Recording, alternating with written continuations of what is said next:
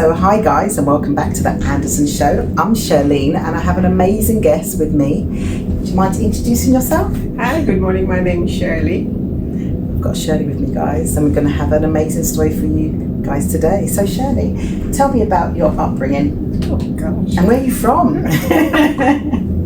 Okay. I was born in Jamaica. In St. Thomas in the East, as the old people used to say. Okay.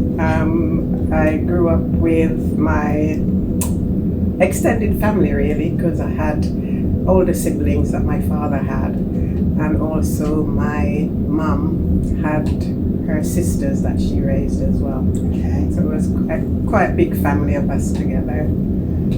Big family. And it's nice having a big family. It is, because it is in a way, and sometimes it isn't, because sometimes when you're a middle child, you kind of kind of get left behind sometimes to your own devices. Yeah. So that in its sense might be good, but for some people it might not be so It might good. not be. I'm a middle child, so I get it. If there's any middle children out there, speak to me after. So, tell me a bit more about your growing up in Jamaica, in St. Thomas.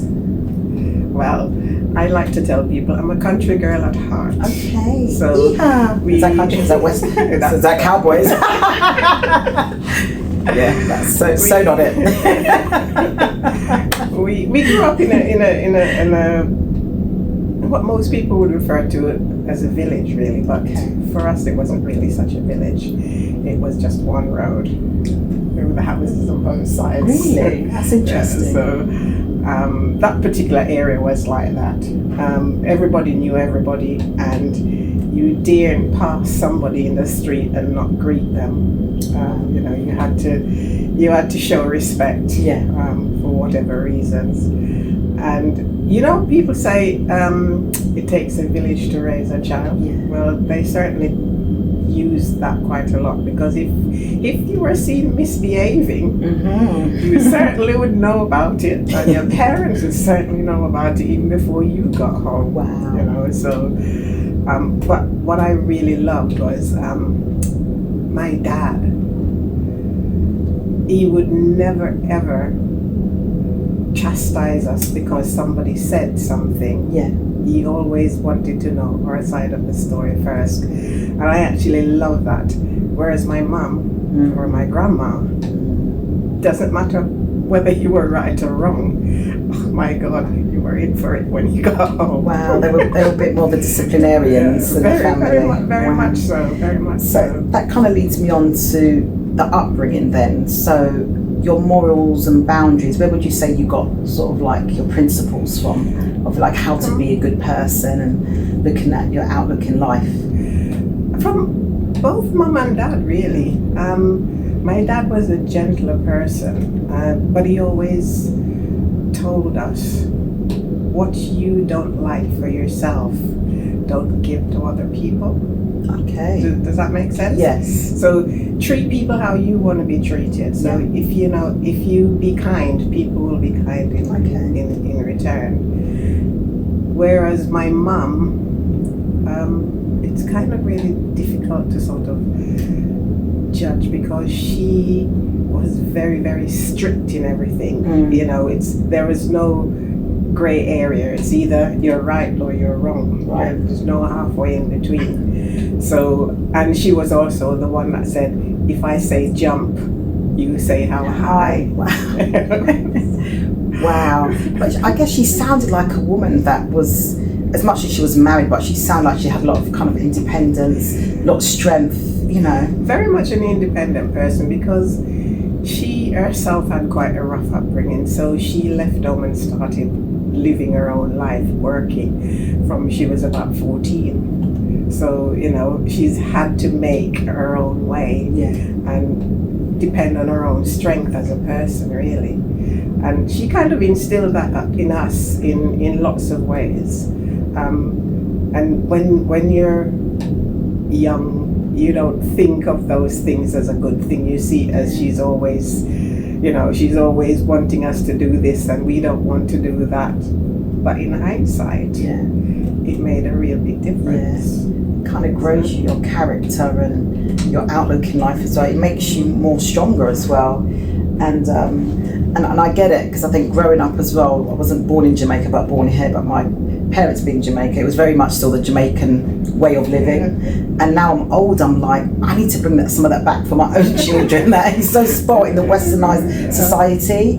Even as we was talking earlier on about even giving jobs and kids little jobs or little things to do from a young age. Overhead, I don't want to be paid for it. Paid for what? Hoovering your floor or making your bed? Like, how much money? But I guess over there, well, you would never say that, would you, to your parents? Exactly. I came to England when I was 12. So in between my mum leaving, I was 7 when my mum left.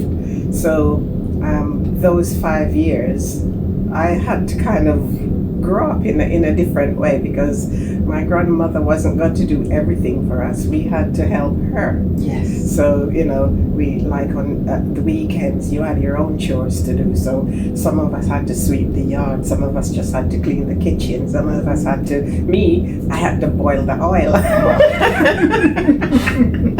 Wow. You know, so everybody had their chores. And then when you're finished, you go and play. Ask for money? No. Are you mad? Are you crazy? And when you say like boil the oil, to do like to fry chicken or it's cooking oil, but it's coconut oil. Okay. But I suppose a manufacturer would process the oil in a different way. But when you're doing it locally, you do it yourself. So to make sure that the oil is perfectly clear and has no water in it, you have to boil it and make it. That's how come it makes the oil crisp and clear. Oh, nice. So I guess that would be more organic oil that you get. So as you said, over here now it's more processed. You don't need to do that. But you see what you learn on this show, guys. That's amazing. So when you then said about coming to England. So you was what age? I was about 12 when I came. About 12. Yeah. And then when you came to England, how was the life different from Jamaica? It was such a rude awakening. Sorry, can you say that again? It's a rude awakening. It's a rude awakening, guys. When I came here, and on the way from the airport, I was sitting in the car and was looking at all the buildings, and I said very, very quietly to my mum, "Where are the houses?" Oh gosh! So for guys, if you can't hear that at home, you've got to speak up. I was asking, where are the houses? Because all I could see was chimney stacks with smoke belching out of it. And Wow. in back home, those are factories. Yeah. So I'm thinking, so where do people live? Yeah. Mum looked at me and she laughed. She says, "Those are the houses." And I guess still 12 is still a very young age in your mind. You're processing, as you said, it was country, green, natural, spring waters, everything. Then you come to literally concrete jungle, really. Very much so. And the people as well, it's so very different, you know. You couldn't speak to people because they think, who's this little black kid talking to me? You know? But, you know, you kind of learn, you have to adapt and adjust very, very quickly. So the next adventure was starting school, and it was really, really funny. When I went to school, because I always had very long hair, and went to school, and it was, it's the little half-caste girl that just come from Jamaica. Oh wow! And I was like, what's an half-caste? Oh wow! You're just like, So I guess some of the names that black people were called back then wasn't very nice, derogative. But obviously you wouldn't have got that back at home. It was something new for you. How did that make you feel? Or did you question it like first, like what is it, and then? You know what? I just thought these people are strange. So I'm not going to spend any time wasting. I'm not going to waste time thinking about what they want to do or say. No skin off my nose. So, you know, people sort of calling you names, in those days it wasn't seen as derogatory, really. It was kind of the norm. Okay. So you kind of run with it, really. What else were you going to do? Yeah. And as you said, it was a different time back then till now. Social media, a lot of kids now are more aware of what's going on, aware of, you know, racism and discrimination. You know, my child's 12 because my teacher's racist, I think, because, you know, they're singling out the black children, and I've just noticed this, where back in the days I wouldn't have noticed that. It's not that you don't notice it. You notice it, but you're not contextualizing it. Okay. Like a process, isn't it? Your mindset. Because when I went to school, my first experience of school here was I went into a class where there were very few black kids, but there was a class that had a lot of black kids in it. And those kids were basically left on their own most of the day. They weren't actually learning anything. So, you know, in a sense, I could have considered myself lucky. But here's the thing. My mom used to go down to that school. And she made sure she knew what was going on. You know, a lot of the other kids didn't have that. So, it made a difference. Even now, if you're not a parent that is actively going to school and finding out what's happening with your child, then they're more likely to get left behind. Wow. And it's interesting, you talk a lot about your mum, and she sounds very much like a prominent figure in your life, especially as like a role model, as that kind of independent, strong role model. So let's move forward now, because we're going to talk a bit about domestic abuse and what you went through, and how your mother, and I guess the upbringing and that kind of nurturing love from your dad kind of shapes you. And I think we don't really think about how we are shaped from a young age, and actually it can either make us or break us in relationships, and not just marriages or partnerships, but also in friendships, or when you're at work, and like, you know, do you stand up to that bully of a boss that is telling you to do 10,000 jobs but it's not on your job spec, and everyone else gets to do one? Are you timid in that person to say, I can't speak out? So, and then when you have a mother like yours, that sounds amazing, sounds a bit like my mum as well. It actually makes you think, actually no, because I wasn't raised this way, I wasn't brought up to take things like this, and you kind of fight back. But sometimes even then, it's still a time, it's still a process, isn't it? It certainly is. I mean, let's jump to abusive relationship that I ended up in. I had no business being in that relationship. But at the time I didn't see it. So you were, because we had a little chat before. Because it was actually quite interesting actually. So because you was here, then you went back home, didn't you? And so talk a bit before, like when you was here, you was working, and you said that there was a part where there was some incident at work. I was working for what's the project called? The Alcoholics Recovery Project at the time. And I was asked to fill in for one of the social workers, so that the women's center that we operated meant that the women would have the space that afternoon, otherwise the center would have been closed. So I said yes, I would do it. So I went. But when I went and I opened the center, a drunken man decided he wanted to come in. So when I wouldn't let him in, he started to hurl all kind of abuse at me. Calling me all the expletives and go back to where I came from and all of that kind of stuff. And I'm thinking, and the frightening thing was, it wasn't that I was frightened of him. The frightening thing is the women behind me were cowering, and I'm thinking, what the heck am I going to do with these people? And I'm thinking, you're all white people, what? Why? So I thought, you know what, I don't really need this. So we managed to get him out, and then when I went back to the office, I said, I won't be doing this because this is what happened. And I went home that night and I sat down and I said to my mom, you know what, Mom? I'm going home. And what age was you then? I was probably about 29 or something like that.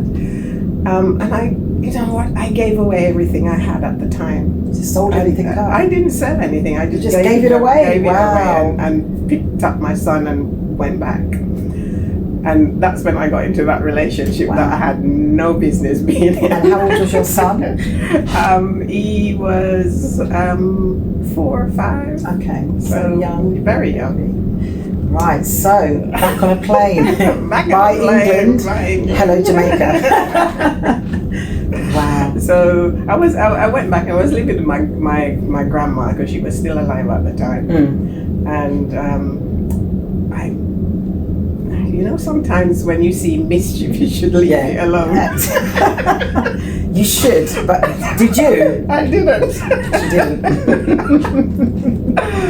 And it kind of led me down a path that I kind of looked at myself and I thought, this isn't right. This is not where I want to be. This is not the kind of person I want to be, and I'm not letting this man turn me into that. Right. So because his behavior, I'm not going to. Everybody that met him in my family loved him. Yeah. He was dirt charming when they were around. So where did you meet him? I met him when I was going to work. Okay, so you mind your own business, going to work, then you're like, oh, hello.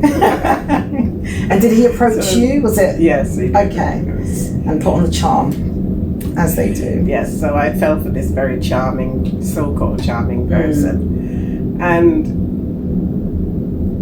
in the light of day, where everybody can see everybody, charming, butter wouldn't melt in the mouth.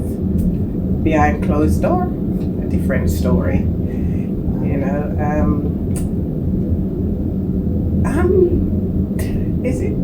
Is it okay to sort of say what kind of I just kind of remember at one point I went to bed one night, and for some reason we ended up in an argument, and he decided he was going to hit me, and I decided that wasn't going to happen. So when you first met, how long then was it until you guys actually got together and you were living together? Probably about 6 months. Okay. So would you say that was too soon, or back then was that a normal kind of time? For me, probably was too soon. Okay. And as I said down the line, it wasn't where I was supposed you got to be. to know the real side of him. So 6 months, you guys are living together now. When did you kind of start to see certain things like, this man's behaviour is not... And his behaviour was almost straight away. Really? And one of the things because quite often I sit and I listen, I don't talk. And we were with his family one night because we just all went out together. And in this conversation, we were talking about relationships and all of that. And his words were, any woman that I marry is my property. Sorry. So any woman that I marry, like as in he, is his property. So he owns them. Yeah. Wow. And his behaviour started to reflect that. Right. So when he said, will you marry me? Oh. You said, Jesus? I said, no. Wow. And he said that in front of you boldly. And yeah. And other people. Maybe he think I wasn't listening because we were in a crowd. Okay. And then I said no. Yeah. And then he said, if you don't decide to marry me by this date, I can't remember what the date was, I'm leaving. And I said, yes, please. Wow, very confident. That's that mother in you, isn't it? Wow. And I don't think he thought I was serious. And so we carried on. And then the date came. And I turned up to him the evening when we came in and I said, do you know what date it is? What are you doing here? Okay. Shirley the boss. I like that. And he goes, I was only joking. I says, I'm not. So put to the test now, he backs off. I said, I'm not joking. Get out. Yeah. But he wasn't having it. No. And I thought, okay, this could either turn very ugly. Yeah. Or I don't know what's going to happen. But I'm not staying in this relationship. Yeah. So I called my sisters and I said, please book my fares. I'm coming back. Right. So was this the incident that you were just going to say about the night that he got ugly? What happened? Well, he decided to hit me, so I bit him. And I'm so glad that you can laugh about it now. Obviously you wouldn't be laughing then, but it's so nice because it shows me healing and that peace, but when he hit me in the face. Yeah. So when he hit me, I managed to grab his hand. Yeah. And went and held it. And Yeah. Wow. into So it. that kind of quick reaction. So you're not hitting anybody else on my watch. Come on. Come on. Come on. So yeah. But I thought, no, this Yeah. isn't what I understand relationships should Yeah. be. In all the time my father was alive, I never heard him raise his voice at my mum or anything like hitting her. Yeah. So why are you going to do that? Yeah, And yeah. I said, no, I'm not having that. So I left. And I'm glad and how old was your son? Because you had... Because by this time I'd had a child with him. Okay. So, and Robert was 3 when I decided. That's your youngest? Yeah. And then your eldest was how old? He's 8 years older than Okay. Robert. So were they privy to what was going on? Was they around at some point? They were, but they weren't. I don't think they were aware. Okay. Because he kind of did things on the quiet. He wasn't, Okay. So you think they weren't scarred at all with the abuse? I hope not. Wow. Because you can never know what children hear and know. Very true, very true. Sometimes it gets to a point where they may tell you one day and you think, oh my God, they've carried that around all their life. Yeah. Wow. Well, by the grace of God, they haven't. They didn't hear anything or witness anything. Yeah. And it's hard to hear because what I don't understand, there's so many relationships that start off really well or they come as this charming person, but they've got all these hidden agendas. And the thing is, they can't lie for so long, like it comes out eventually. But unfortunately, you end up being the victim. You end up being the one on the other end of their hand or their voice, And I suppose it's because when we go into relationships, we want to see the best with this person. Yeah, and, absolutely. Rose-colored glasses, as people as they say, yeah. But sometimes it's best if you take time to get to know somebody. It's not always easy because your emotions will always run away if you let it. But if you see the relationship's not going the way you feel it ought to be going, don't pursue it. Yeah, True. But then sometimes when we've been living with trauma, maybe from our father, our mother, or rejection or abandonment, maybe we've been left by a father figure, you then try and find that in someone else. And if you've seen domestic abuse growing up, it becomes normal, it becomes familiar, and then you go, well, I feel kind of safe in a weird way around this because that's what I know. And then it's so hard to leave, especially if you sound like you had an amazing mum growing up. And I say it like this because I know how it can be when you're growing up with a tough mum. It's good in one sense, but then it can be hard in one sense. But the other thing is, but at least you had that kind of role model to say, hold on, my mum didn't take crap. My dad was gentle with me, so what am I doing? Yeah, sometimes it's about you actually knowing yourself and what you want for yourself. Yeah. So for me, I know that that's not the type of person I wanted to become. I didn't want to become a violent person in relationships where you're always fighting. That's no. My growing up was a very peaceful growing up. Yeah. We could have conversations and play games with our dad. Oh. So I know that not all men are violent thugs. Yeah. So it's good to get out there. So and sometimes, yes, if you do get into the wrong relationship, know it for what it is and do something about it. It's not always easy. Yeah. But at least try. Yeah. And something important that Shirley said, it's like she knew what she wanted. Like she grew up with peace and love and, a father that she could go and play games with and stuff. And sometimes, unfortunately not all of us have that, but if you know what you want, so in a relationship, is this making me happy, joyful, and am I feeling safe? Am I feeling heard? Do I feel wanted or needed or whatever what you want in a relationship? But is it making you happy? Are you at peace with it? And if you're not, as Shirley said, think about what you want and think about also leaving. You don't have to stay. But the thing is, I think we get so bogged down on shame, what people's going to think, and can I make it on my own? And then you end up staying, and then, you know. And you end up not being you, and lots of women these days are losing their life because of it, you know. And I know some people leave, and yes, it creates other problems, but think about you and what you want for your family to your immediate family, meaning your children. Yeah. What do you want for them? Do you want them to have that same thing going on generation? Yeah, absolutely. And this is it, isn't it? Yeah, it's that one child sees something and it ends up, as you said, carrying it on. It just becomes in the lineage, that domestic abuse, violence and stuff. And when you look back, you say, oh yeah, my mum went through that, and then oh, my dad went through that, and it's just like, when do you stop that cycle, break that chain? And it's someone like, you know, yourself speaking out and stuff like that. It's amazing. So, right, so you're now calling your sister saying, get me the hell out of this place. What happened? She said, don't come here, I want to come for Christmas. Are you kidding me? And I said, okay, come for Christmas. You didn't? I did. So you're calling me saying, like, SOS, help, and you say, I need to come to Jamaica for Christmas first, just to stay a little bit longer. It's not about you, it's about me right now. Wow.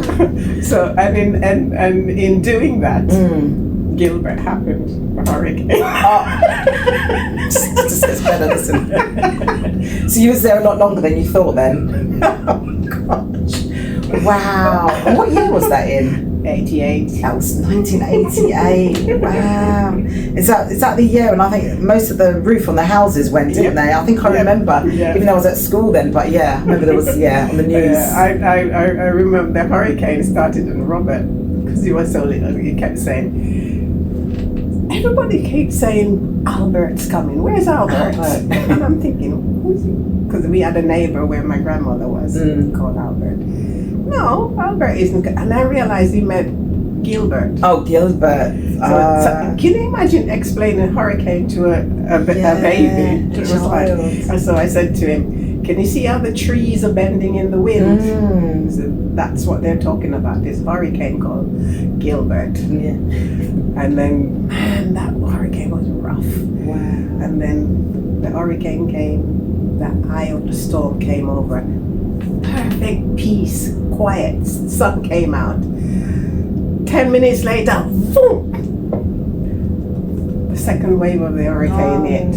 So the trees that was bending this way started bending that way. You should have cracked it itself, then, shouldn't it?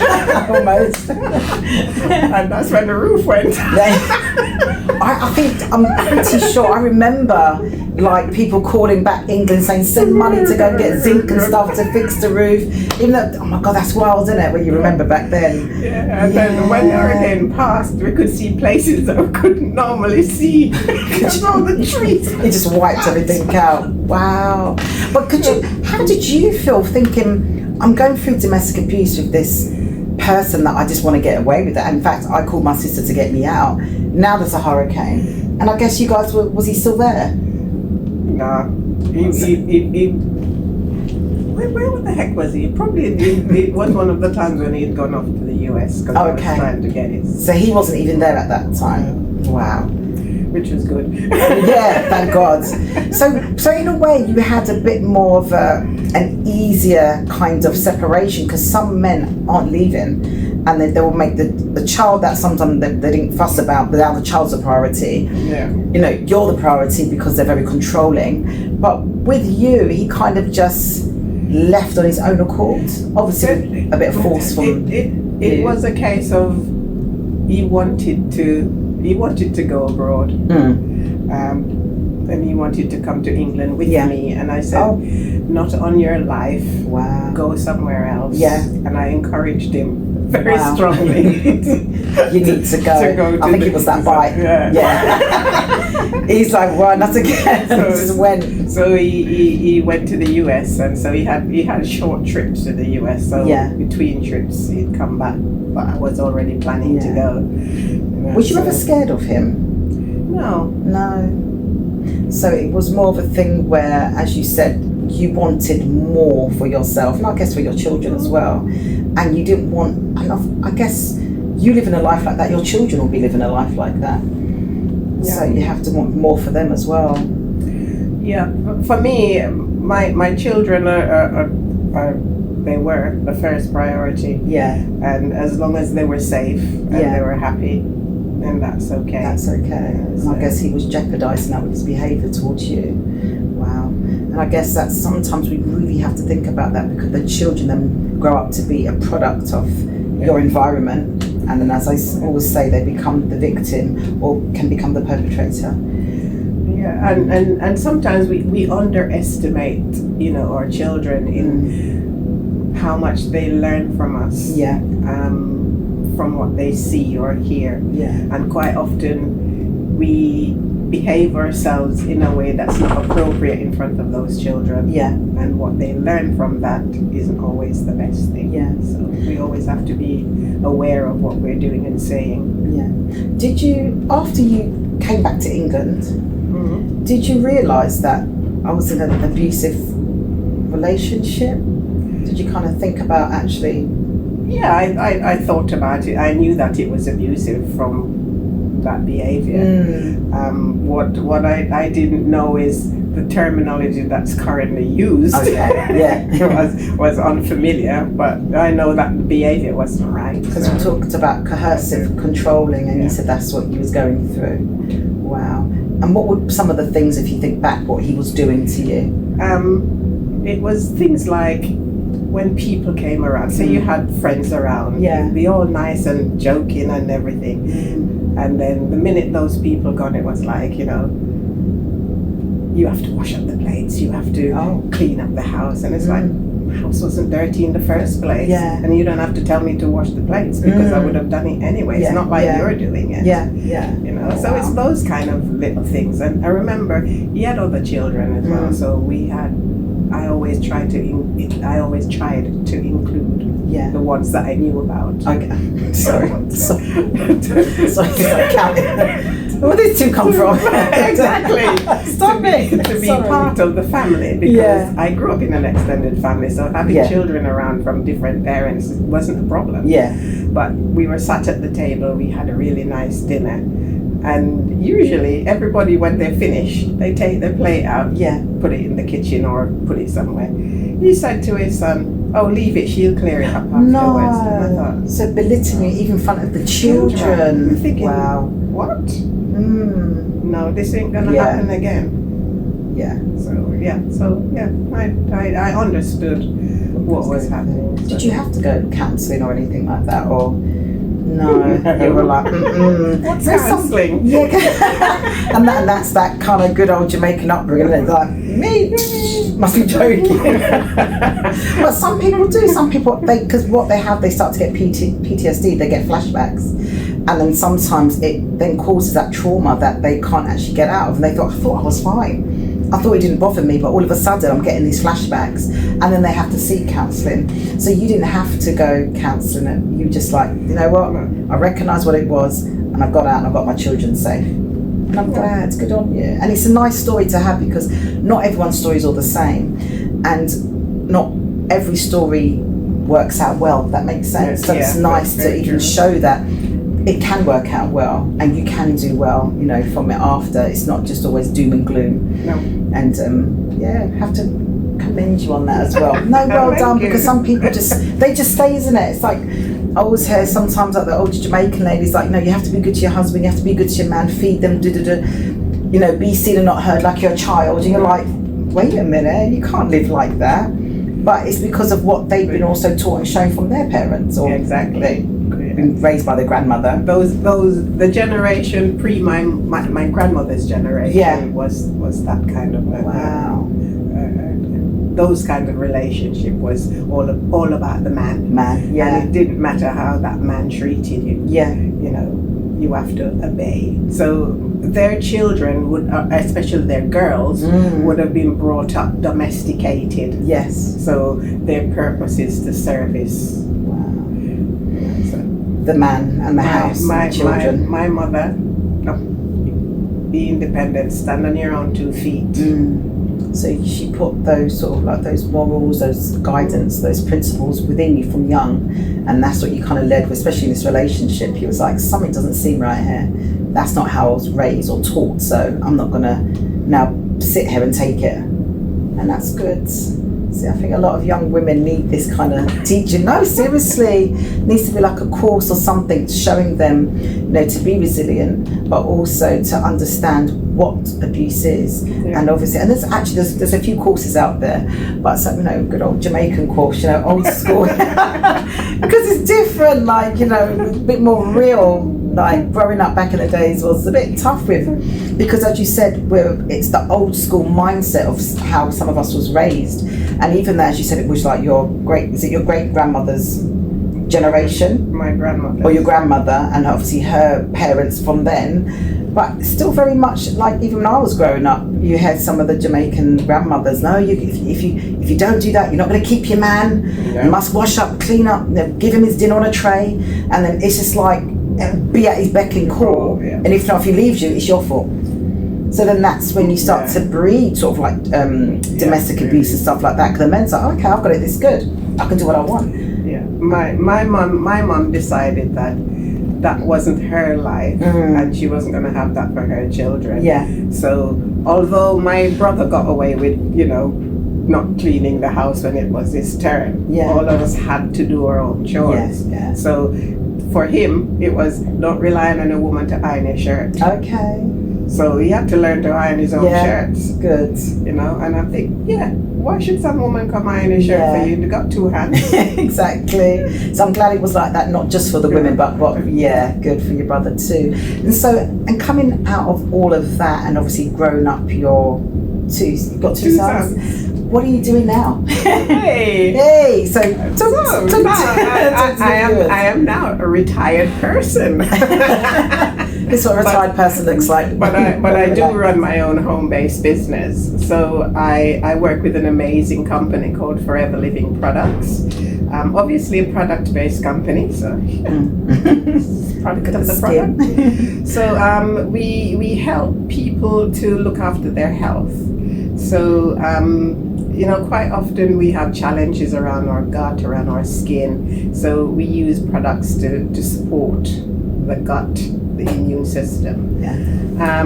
But I also work with women who are looking to earn an extra income. So if they want to earn they don't have to be big amounts of money, but that can be as well. So I show them how they can earn that little bit to top up. Because when I started this business, all I was looking to do was to top up my pension. And that was 15 years ago. Wow. And I'm still with the company. I enjoy it tremendously. And what gives me great pleasure is when I help people to change their lives. Wow, as well. So if you would like to know more, I will leave my details and you can contact me whenever it suits you. Wow, thank you. And can I just ask you your age, please? I turned 72 in July last. 72, and look at her skin, amazing. And that's some, obviously you use your products as well, and then of course advertise, Yes, I have to be a product of the product. You see, I love that. I have to be a product of the product. I love that. So I'm going to leave the details in the description down below. And I just want to thank you guys for listening, and thank beautiful Shirley for sharing her testimony and her story. And as I always say, guys, don't sit there alone. Don't ever feel like you can't get out of a relationship. And sometimes it's not just always relationships. It could be, it's a relationship with your boss, with a friend, and you start to feel like, I don't feel comfortable. I don't feel at peace with this friendship, bossship, marriage. I don't feel safe anymore. Don't sit in it. Please don't. There's so many. And I'll, again, leave some information of how you can get help. And remember, I love you. You love you. God loves you. But most importantly, love yourself. Yeah. But thank you. I'm Shirley on The Anderson Show. And again, this is Shirley. Thank you. Take care, guys. Bye.